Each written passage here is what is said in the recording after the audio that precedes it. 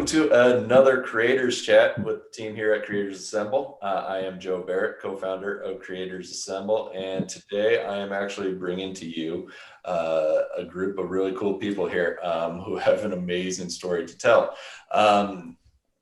What we're going to be venturing on is this brand new spotlight here for this upcoming Kickstarter that is going to be coming up here, a graphic novel deemed The Monarchs of the Wild. With that, let me hand it over to this group here. Guy, why don't you go ahead and introduce yourself? Yeah, so hi, my name's Guy. So I'm one of two writers, and Joe's the artist and Camilla's the other writer. A little bit about myself: I'm a scientist by day, comic writer by night, and otherwise I'm bicycling. Pretty simple. Yeah. Camilla, tell us about yourself. Yeah, so Guy and I are the writers on this project, and my background is in dance, first and foremost, and I'm excited to be turning my artistic interest into the writing realm. Oh yeah, it's an adventure for sure. Trust me, I'm coming from a writer's background. I understand it. Joe, tell us about yourself. Yeah, hey, I'm Joe. So Guy and I have known each other for a long time, actually since university, but we're kind of launched this project together just to try to get a graphic novel underway. I'm doing the artistic side of it. I got a background in architecture, but I'm kind of nomadic myself now, so I'm doing a lot of freelance design and teaching and all kinds of things, but this is the real comics project now. Well, that's fantastic. And, you know, we all come from different backgrounds and somehow find ourselves in graphic novels. So welcome to the world. So for those that are not familiar, can you tell us a little bit about Monarchs? Yeah, so Monarchs, so Camilla and I spent the last 4 years until the pandemic bicycling around the world. And we decided to turn some of those stories into a graphic novel. So it's something like, it's not an epic that spans every single story that we experience. It's something like a handful of vignettes that will capture kind of like what we think are the essential elements of like living on the back of a bike and meeting new people, encountering certain kinds of dangers and the sort of things that the trials that you might face if you're on a similar kind of adventure. And also just our personal relationship and how it evolved over those 4 years as well. So you got a bit of a life story in this kind of tale. Definitely. Yeah. All stories are life stories with a different kind of context, I think. Yeah. I mean, if you write it the right way, you actually can share quite a bit about it. Right. So where did the inspiration kind of come for A, doing the bike ride, and then B, why jump into actually doing this as a graphic novel when, you know, so many other people just take photos of the rest of the world that they've visited? Why bring it actually into a story realm? Yeah, I think that Guy and I had the desire after college to see the world, and he had been on multiple bike trips before, and I was studying abroad my last semester in Taiwan, so he sort of suggested that be a jumping off point to us exploring Asia, the other side of the world. And we didn't have much of a plan. We kind of were flying by the seat of our pants, but it was, yeah, this desire to just see the part of the world that we weren't familiar with and hadn't seen, and explore new cultures, get out there. And his experience biking made that his ideal, I think. And we put our bikes aside sometimes and went hiking and did different things depending on the terrain. But yeah, it was a whole lifestyle change, of course, to to be seeing the world by bicycle. But it was really ideal in some ways because we went really slowly. We saw a lot of places that were sort of off the tourist track. And we had a lot of really incredible experiences because of it. So nice. And so what brought you guys to actually writing this as a graphic novel, as opposed to like, a regular novel or a short story or something? Where did the graphic idea come from? I can butt into this one a little bit, actually. So Guy and I actually did our first bike tours together back in 2007. So that's kind of where our history runs from. And it's like, if you haven't ever been on a bike tour, it's like the reasons are varied about why you might want to start it, but you just kind of you do it at some point, and it opens up a whole new world. And I think like I wasn't on this tour with Guy and Camilla, but I've known Guy for a long time, and like we were just talking about comics. Like we're always talking about comics, and I was saying, how's it going up on the tour, and how many countries have you crossed so far, and just the idea kind of popped up. I said, like, I'd like to work on a comic book, because I just had the comic bug really in me, and I've always admired Guy's storytelling prowess. So we kind of brainstormed about it and thought that like this would be a good topic to just test out our chops, on the fly. Jump into the deep end of the pool, so to speak. Yeah. It also seemed like a pretty appropriate format once we started going, in my opinion, because we were debating on how to tell these stories for a little while, but at the same time, like a lot of bicycling is very repetitive. You wake up and you bicycle, and you wake up and you bicycle. And writing that, I mean, I've read a lot of bicycling blogs. Not that exciting. The content is exciting, but it gets kind of repetitive. But I think a comic has a way of, the whole 1,000 words captured in a single image thing. I think you can capture that sort of repetition in picture format a lot better than you can with words. So I think it lends itself pretty nicely to a certain kind of repetitive solitude that you're on a bicycle, and a lot of landscaping and things like that. That's pretty intriguing. Yeah, because that way you can kind of capture a little more of what the atmosphere feels like, a little more of what you guys actually kind of saw on your trips. Absolutely. Oh, no, please go ahead. Oh, and our experience on bikes in foreign countries was very like nonverbal. Like we were observing a lot, taking in a lot. It was a very sensory experience. And there was obviously a language barrier in lots of places.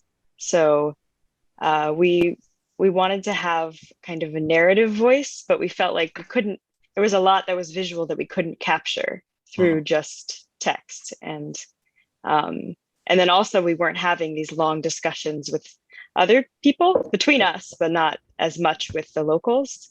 Yeah. The interactions were different than that. So it felt very appropriate. Yeah, it seems that way. And from my understanding, Joe actually kind of drew a little bit based off of some of the photos that you guys took, correct? Is that what we kind of got? So you were able to kind of capture a little bit of what you guys actually did see, and kind of bring it into the book as well. That's right. That's right. And how's that experience of kind of going off of something that's already existing and make it a little bit easier for you, or do you still take a bit of a creative license on that aspect? Yeah, in a way, I guess, like, in a way, it's the most straightforward, because you kind of start with a photograph, and like the first kind of obvious step is, well, I guess I'll start by tracing it, right?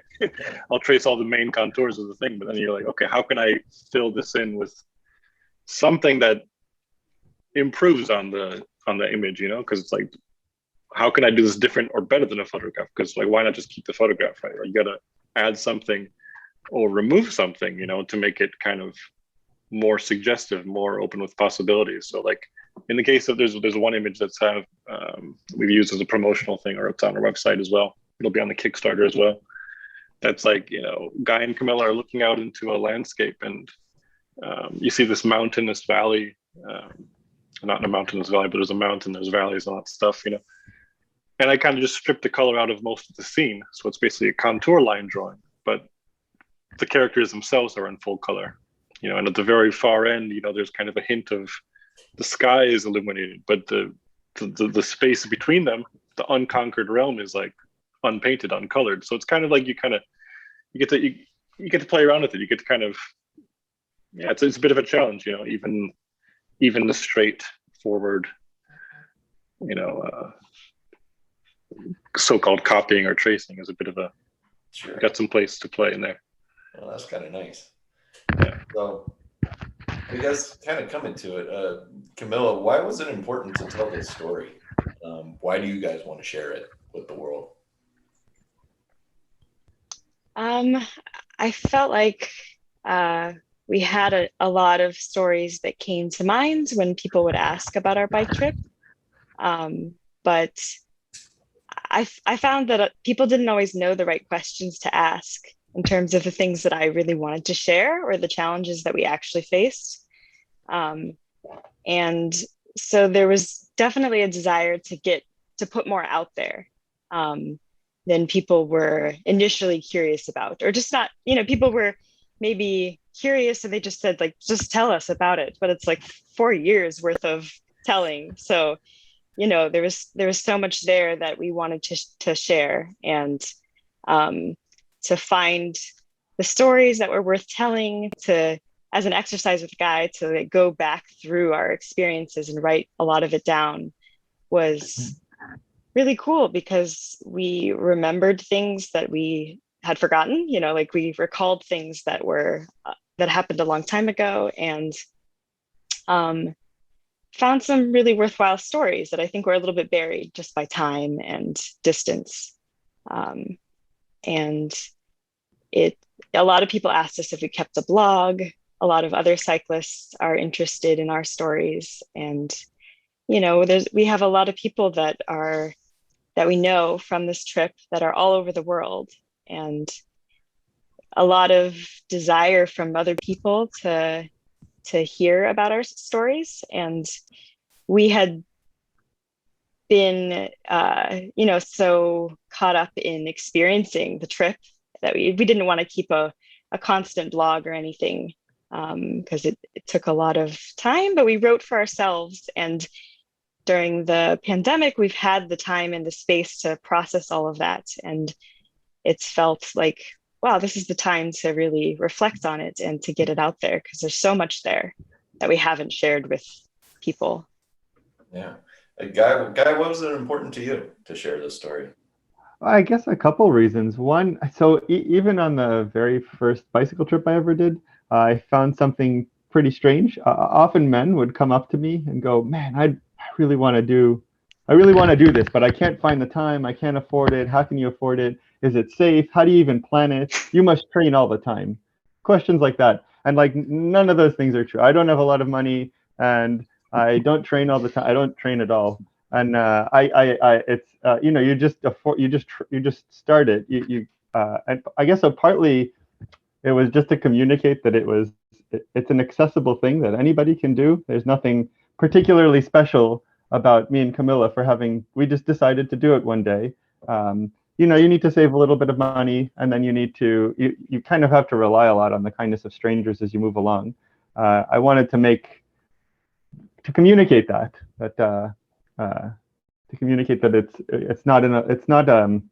you don't have to be an Olympian, I guess, to do. You meet some Olympians along the way. They make you look bad. You know, they usually you know you've encountered one when they say the first question out of their mouth is not, "Hey, what's your name?" but "How many miles in a day do you go?" And you're like, we're probably not going to have a lot in common. Yeah. You're going to say 150 or something crazy, and I'm going to say 40. Yeah, so I think partly it's just to make it seem more accessible, and partly just to share what Camilla said, to share just how kind of unbelievably generous the world can be when you're on the back of a bicycle, because you're really quite innocent. Even, I mean, think about it. If you show up on a bicycle and someone sees you, if they invite you to their house, even if you steal something, they can take a couple days before they catch up to you. They could just drive up and ask for it back. You know, it's so people, just because of that, people are very they're unguarded when they see you, and it creates a different kind of way of looking at the world. And it's a We're pretty neat one. non-threatening. Very non-threatening. There you go. Yeah. That's the way to be. So I guess for our audience here, can you tell us what countries did you guys go through? Yeah, so we started with Taiwan and then Vietnam, Laos, Thailand, Myanmar. Then we went into India, Nepal, China, Kyrgyzstan, Tajikistan, Kazakhstan, across the sea by You a forgot cargo Uzbekistan. ferry. Uzbekistan, sorry. Caspian Sea. Mhm. Yeah, across the Caspian Sea, we took a cargo ferry and landed in Azerbaijan, Georgia, Turkey, through Did you Greece. go through Georgia or Romania at that point? Yeah, you went through Georgia, right? Georgia, yeah, Georgia. Georgia, Greece, and then from Greece, I believe we went through Albania, North Macedonia, Kosovo, and Bulgaria, then Bulgaria. and then the pandemic hit. Too many to count. Right. Yeah. So how did the pandemic did it really screw up your plans? Did you plan to go further and then pandemic and then you had to kind of come home, or how did that play out? Yes, and yes. It's kind of like, I mean, this project is kind of happening as an intermission, in the middle of the trip, it seems, right? I'm a bystander. I'm watching this trip and I've been tracking these guys like in amazement. Because I mean, I've done a little bit of bike touring as well, but I've never gone around the whole world, never done something so big. And I've been watching like with amazement, like, wow, you guys are literally have crossed Asia, and I was in Turkey at the time, and like they came and visited me in Turkey, and yeah, then this thing hits, and it's like, oh, so now what, right? So now we pause and see if we can tell some stories about it in the meantime, and then what's next with you guys? Yeah, I'm curious too. Where are you going to pick up? Yeah, where's it going? Well, we never knew how long the intermission would last. I think for a while we did think, oh, it's just a few months of downtime. And we even considered staying in Bulgaria, like renting a place. We're like, oh, it'll blow over in a month. We'll be fine. We're so glad we came home because our visa would have expired. There would have been no flights. It would have been a mess. We barely made it out on a flight that was running. Like all the other flights were canceled. It was crazy. But yeah, we had felt like we were getting towards the end of our trip, but we always have dreams. We always have further desires, and we hear of people like coming from Africa, and we're like, oh, what would that be like, biking in Africa? And yeah, so it does feel like an intermission, and our original goal was Western Europe, but that's very open too, and we never made a straight path. We would go up and down and all over the place. So it could have taken us, another year to hit all the European countries if we wanted to. But we were feeling like the end was in sight. The initial end was in sight. At least the ocean was in sight. Hit. Yeah. So, but we've learned on our trip to be infinitely flexible, and to constantly update and change our plans, to be inspired by what other cyclists are doing that we might have just run into the day before. And yeah, we've very much adapted and changed our plans mid-course. And that's like one of the advantages of not planning, that you don't have this like set thing that you're like really attached to, or that you can't change for whatever reason. You've bought all of your visas. We met a cyclist who bought all of their visas, and we're like, how do you know that you're going to be there in 6 months? And then things went wrong and they couldn't be there. And like, we didn't have that problem. That's good. Yeah. Certainly did not have that problem. This it sounds like you kind of guys have found, essentially you guys did chapter 1. So I'm assuming you guys are going to be able to go on the roads, and you're probably looking forward to doing a second one of these down the road. Yeah. We've written a good bit further ahead than chapter 1. We haven't entirely divided it into chapters, but yeah, the goal is to write something that spans the trip. but with highlights or, like I said, vignettes or a certain sort. But yeah, not just chapter one. We're hoping chapter one. We're using the Kickstarter to light a fire under our butt so that we can just start promoting it, and rather than just writing it, and then get chapter one underway, establish a kind of an audience, and then ideally get chapter two underway pretty quickly after that, and then hopefully, maybe this is a pipe dream, but hopefully turn to a publisher and be like, okay, we've got an audience, we've got a couple Kickstarters under our belt. I think this is a good idea. Can you just maybe fund the rest of the thing, or agree to the rest of the thing, or something like that? That's the rough idea. The idea that we've got right now that we're running with. That's phenomenal. How can our audience help you guys? What would be a big support for you?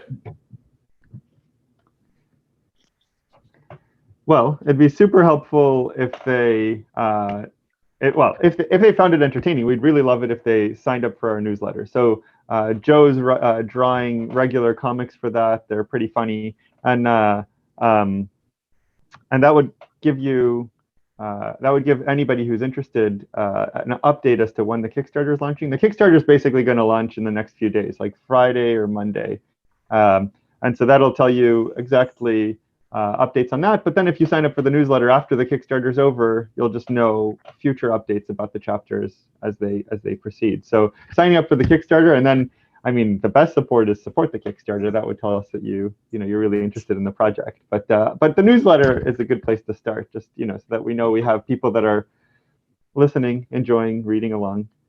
Yeah, totally. Also, we set up this website where you can also get some news about it. And it's easy on there to just send us a message as well. Give us some feedback, like just shout out what you like, what you don't like. If there's any kind of things that, if you've been on a bike trip yourself and you kind of had these questions that you'd like to see answered, perhaps, we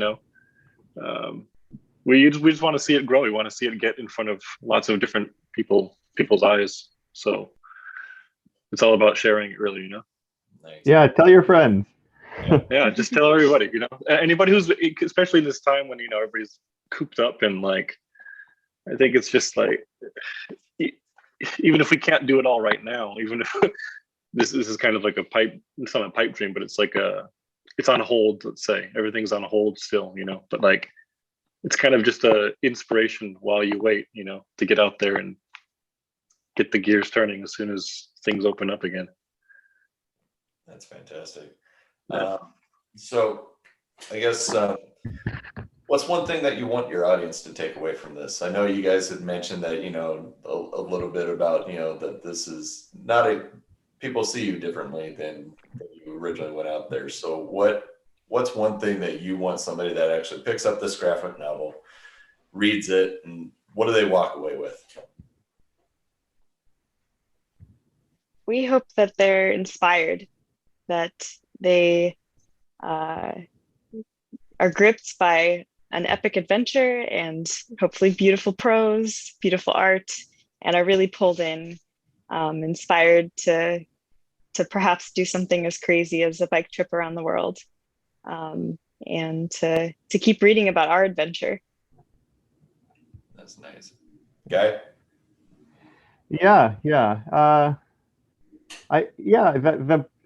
A bike trip around the world. If they're inspired to take a trip from our trip, that would be amazing. If they're inspired to do kind of anything, if they just take away the idea that these are just regular guys, these are two regular kids that decided they're just gonna bicycle around the world. Maybe they don't look any better than I am. I can do what my particular dream is, and that might be a bicycle trip, but it might be something else.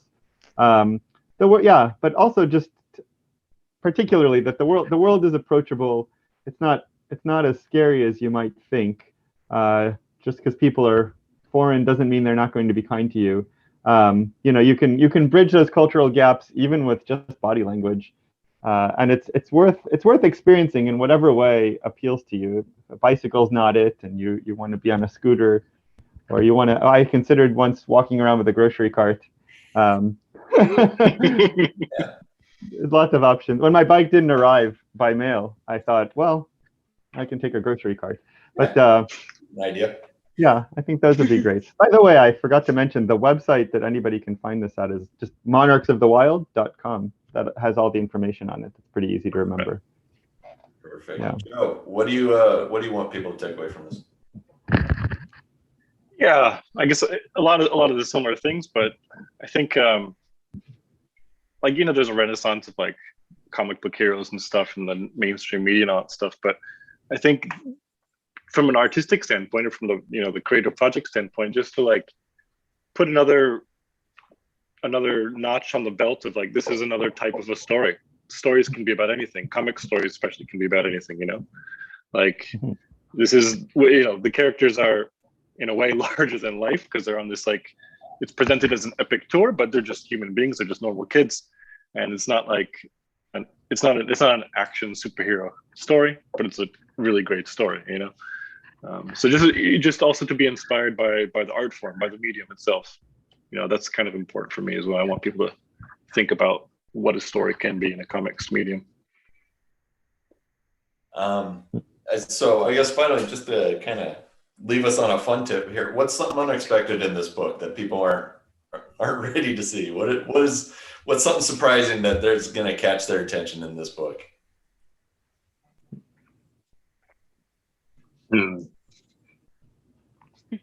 I like stumped you guys apparently. Something unexpected. Yeah. Something unexpected. What's coming up? Well, we've got like. Go ahead, guy. If you want, you got something about the Javel?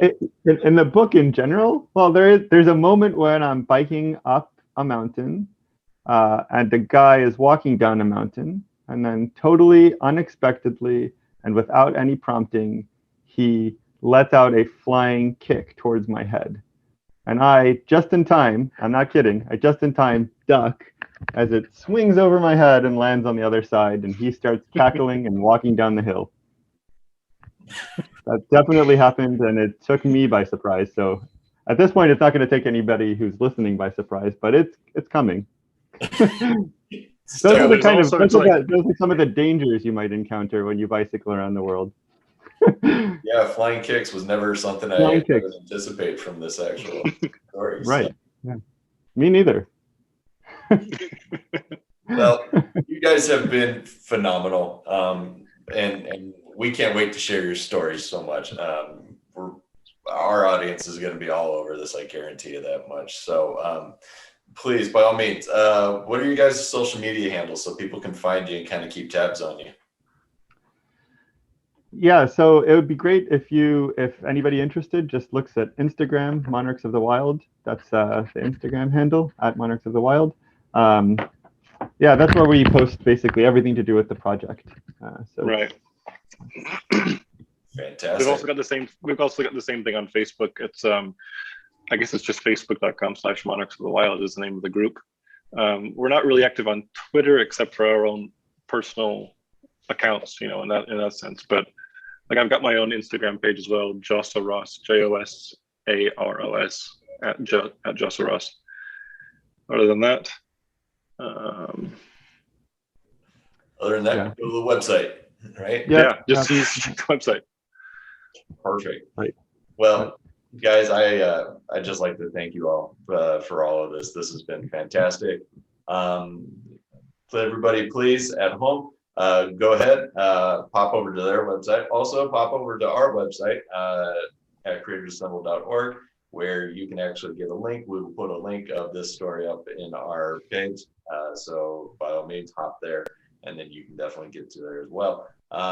Check out all the new things that are going to be happening on creatorsassemble.org, where you can check out all new sorts of artists that we have coming up here and new projects coming your way. Again, thank you guys. This has been a fun time. Thanks, Joe. Thanks again. Thank you. Thanks for having us.